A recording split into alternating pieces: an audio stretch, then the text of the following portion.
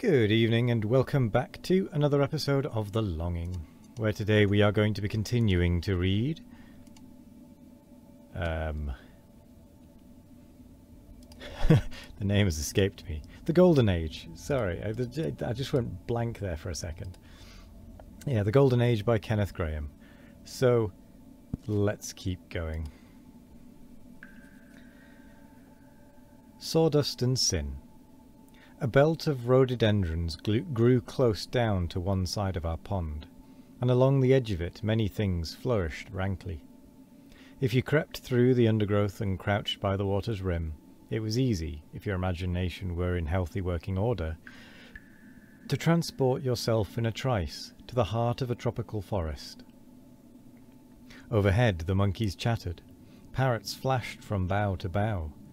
Strange large blossoms shone around you, and the push and rustle of great beasts moving unseen thrilled you deliciously.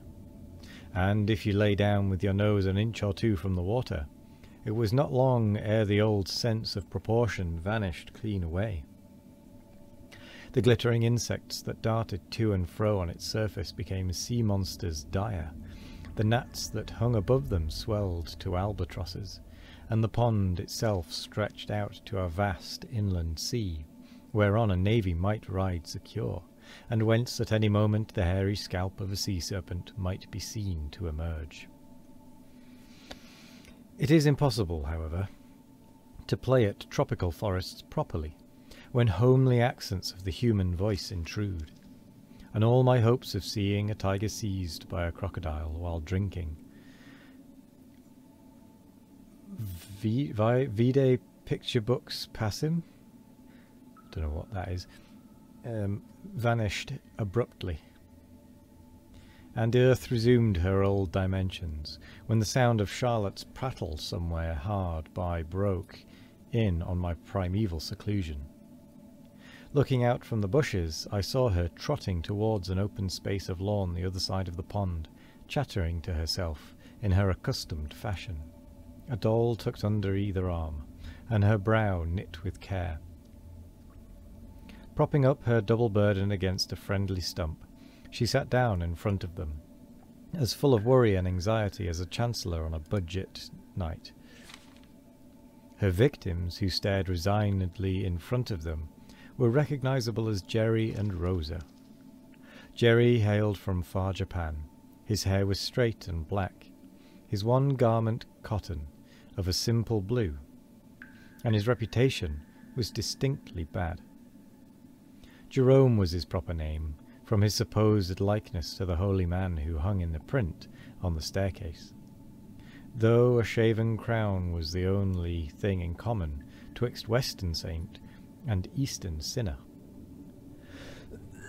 Excuse me. Rosa was typical British. From her flaxen poll to the stout calves she displayed so liberally, and in character she was of the blameless order of those who have not yet been found out. I suspected Jerry from the first.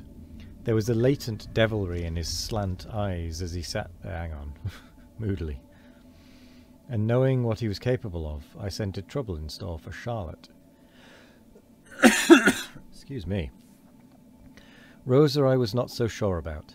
She sat demurely and upright, and looked far away into the treetops in a visionary, world-forgetting sort of way. Yet the prim purse of her mouth was somewhat overdone, and her eyes glittered unnaturally. "Now I'm going to begin where I left off," said Charlotte, regardless of stops, and thumping the turf with her fist excitedly. "And you must pay attention, 'cause this is a treat, to have a story told you before you're put to bed." Well, so the White Rabbit scuttled off down the passage, and Alice hoped he'd come back, 'cause he had a waistcoat on and her flamingo flew up a tree. But we haven't got to that part yet. You must wait a minute. And where had I got to? Jerry only remained passive until Charlotte had got well under way, and then began to heel over quietly in Rosa's direction. His head fell on her plump shoulder, causing her to start nervously. Charlotte seized and shook him with vigour. "Oh, Jerry," she cried piteously, "if you're not going to be good, however shall I tell you my story?" Jerry's face was injured innocence itself.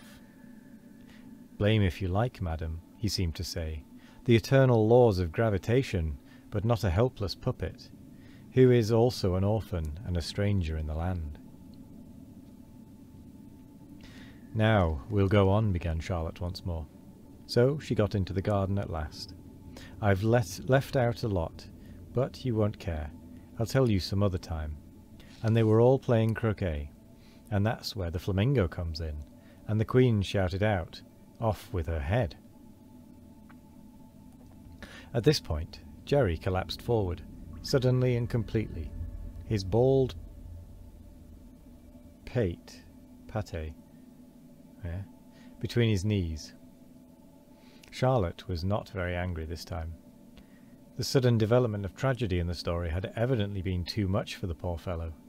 She straightened him out, wiped his nose, and after trying him in various positions to which he refused to adapt himself, she propped him against the shoulder of the apparently unconscious Rosa. Then my eyes were opened, and the full measure of Jerry's infamy became apparent. This, then, was what he had been playing up for. The fellow had designs. I resolved to keep him under close observation. "If you'd been in the garden," went on Charlotte reproachfully, "and flopped down like that when the Queen said 'off with his head,' she'd have offed with your head. But Alice wasn't that sort of girl at all. She just said, 'I'm not afraid of you. You're nothing but a pack of cards.' Oh dear, I've got to the end already, and I hadn't begun hardly. I never can make my stories last out. Never mind, I'll tell you another one." Jerry didn't seem to care, now he had gained his end, whether the stories lasted out or not. He was nestling against Rosa's plump form with a look of satisfaction that was simply idiotic, and one arm had disappeared from view. Was it round her waist? Rosa's natural blush seemed deeper than usual, her head inclined shyly. It must have been round her waist. "If it wasn't so near your bedtime," continued Charlotte reflectively, "I'd tell you a nice story with a bogey in it. Bogey? In it? But you'd be frightened, and you'd dream of bogies all night. I'm going to go with bogies. So I'll tell you one about a white bear. Only you mustn't scream when the bear says, 'wow,' like I used to, 'cause he's a good bear, really." Here Rosa fell flat on her back in the deadest of faints. Her limbs were rigid, her eyes glassy. What had Jerry been doing? It must have been something very bad for her to take on like that. I scrutinized him carefully, while Charlotte ran to comfort the damsel. He appeared to be whistling a tune and regarding the scenery. If I only possessed Jerry's command of feature, I thought to myself, half regretfully, I would never be found out in anything. "It's all your fault, Jerry," said Charlotte reproachfully, when the lady had been restored to consciousness. "Rosa's as good as gold, except when you make her wicked. I'd put you in the corner, only a stump hasn't got a corner. Wonder why that is. Thought everything had corners. Never mind, you'll have to sit with your face to the wall. So. Now you can sulk if you like." Jerry seemed to hesitate a moment between the bliss of indulgence in sulks with a sense of injury, and the imperious summons of beauty waiting to be wooed at his elbow. Then, carried away by his passion, he fell sideways across Rosa's lap. One arm stuck stiffly upwards, as in passionate protestation. His amorous countenance was full of entreaty. Rosa hesitated, wavered, and yielded, crushing his slight frame under the weight of her full-bodied surrender. And with that we come to the end of the episode. So, I will say thank you very much for joining me today, I hope you all have a wonderful morning, evening, afternoon or night. No matter what time of day it is, I hope you all have a wonderful one of it. And as always, we will be back tomorrow for more of The Longing. Goodbye.